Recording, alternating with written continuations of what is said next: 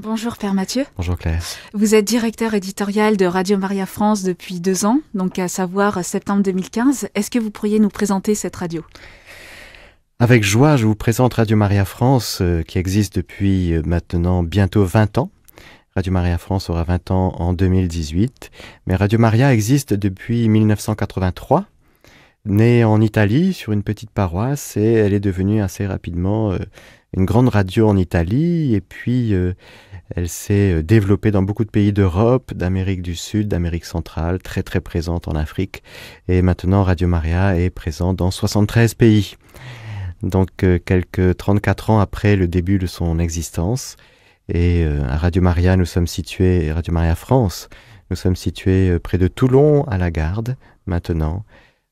Voilà un petit peu pour présenter les choses.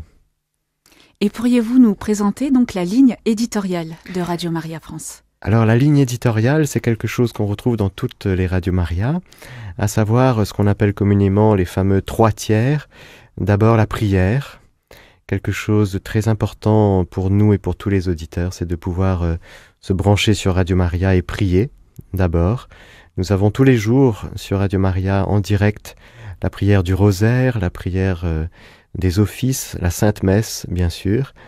Et cela permet justement, je pense, aux personnes seules, aux personnes isolées, eh bien, de pouvoir toucher concrètement du doigt qu'elles font partie de cette grande famille de Radio Maria, mais qui d'abord est là pour prier. Le deuxième tiers, c'est le contenu de la foi. Donc toutes ces émissions qui vont consister à instruire, à donner de la lumière sur la richesse de notre foi catholique.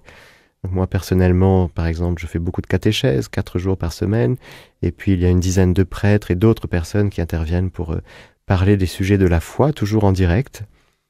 Et puis, ce qu'on appelle dans notre jargon le 3e tiers, à savoir la promotion humaine, ce seront tous ces sujets qui touchent notre quotidien, que ce soit le couple, la famille, l'éducation, la santé, le travail, toutes ces choses que tout le monde vit au quotidien et pour lesquelles nous avons besoin là aussi d'une lumière, nous avons besoin d'un soutien.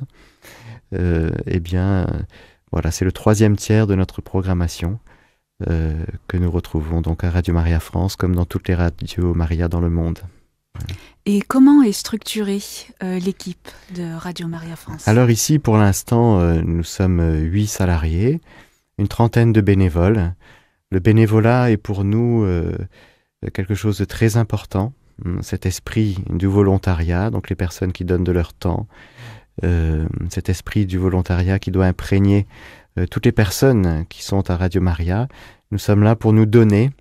Et il y a plus de joie à donner qu'à recevoir, et c'est en se donnant, sans compter, eh bien qu'on peut expérimenter cette joie de voir que procure le don de nous-mêmes. Voilà. Donc les bénévoles sont des personnes très importantes pour nous, que ce soit à l'accueil, en régie ou dans les différents petits services.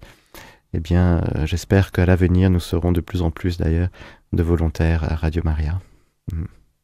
Et quels sont les temps forts et projets pour Radio Maria dans les jours à venir ? Alors dans les jours à venir, du 5 au 8 décembre, donc 4 jours de folie appelés Mariadon. Pendant ces 4 jours, donc, nous aurons une programmation tout à fait spéciale, axée sur la Vierge Marie à l'approche du 8 décembre, axée aussi sur le témoignage. Donc j'invite tous les auditeurs à appeler, témoigner en direct des merveilles que le Seigneur fait pour eux, à travers Radio Maria spécifiquement.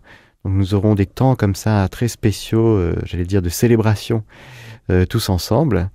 Et puis c'est un temps aussi d'appel aux dons, parce que nous avons besoin pour clôturer l'année et vivre cette année 2018 qui sera si importante pour Radio Maria, eh bien tout simplement d'avoir les moyens financiers nécessaires pour pouvoir subvenir aux besoins qui seront absolument indispensables l'année prochaine.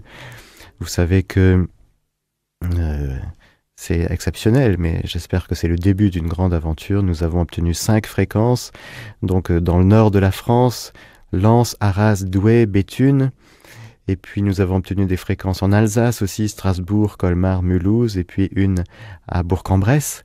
Donc ces fréquences numériques vont démarrer en 2018. Il faudra les payer, bien sûr. Ce n'est pas gratuit, et donc nous comptons sur la générosité de tous pour pouvoir subvenir à ces besoins absolument indispensables. Et donc ces 4 jours, du 5 au 8 décembre, seront un grand appel à la générosité de tous. Et il faut que chacun prenne conscience que si ce que nous offrons à travers Radio Maria n'a pas de prix, enseigner est la première des charités, comme dit le catéchisme de l'Église catholique. Prier, ça n'a pas de prix, mais partager, témoigner, mais tout cela a un coût. Et donc, ce coût qui revient à partager entre tous les auditeurs de Radio Maria. Voilà. Et aujourd'hui, quel message voulez-vous nous adresser ? Alors, le message que je voudrais adresser à chacun, c'est que on soit de plus en plus, j'allais dire, dans l'action de grâce pour l'amour dont nous sommes aimés par le Seigneur, par la Vierge Marie. Mais comme dit Jésus à Sainte Marguerite Marie Alacoque à Paray-le-Monial, voici ce cœur qui a tant aimé les hommes et qui ne reçoit d'eux qu'ingratitude. Je voudrais qu'on brise l'ingratitude de nos cœurs et qu'on soit pendant ces 4 jours et tout au long de nos journées, chaque jour que le Seigneur nous donne, dans la gratitude. Et qu'on entre dans cette dynamique, eh bien, je rends grâce, je donne, et nous verrons plein de merveilles de Dieu si chacun de nous rentrons dans cette dynamique. Voilà. Eh bien, un grand merci, Père Mathieu, pour ce temps d'échange. Merci beaucoup, Claire.